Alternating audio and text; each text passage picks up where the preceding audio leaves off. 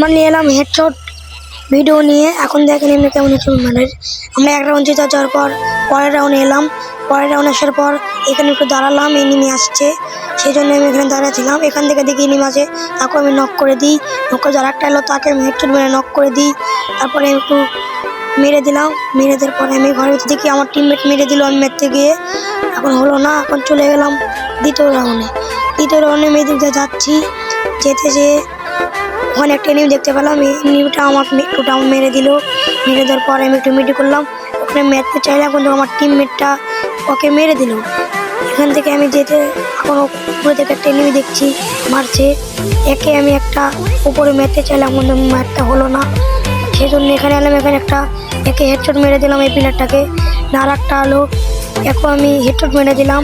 Headshot মেরে দেওয়ার পর আমি একটু মারলাম, ওকেও মেরে দিলাম। এবার রাউন্ডটা আমরা নিয়ে নিলাম। দ্বিতীয় রাউন্ড এসেছি, দ্বিতীয় রাউন্ডে এসে আমি একটু গ্যারেট মারছি। গ্যারেট মারার পর দেখছি ওদিক দিয়ে নেমে যাচ্ছে, সেই জন্য আমি ঘুরে গেলাম। ঘুরে যাওয়ার পর আপনার একটা ওকে মারলাম, মারবার একে হেডশট মেরে দিলাম। হেডশট মেরে দেওয়ার পর এখান থেকে দেখি আর একটা নেমে মারছে, সেদিন একে আমি একটা মার দিয়ে 40 দিয়ে একেও মেরে দিলাম আমি, আর ম্যাচটা বুইয়া।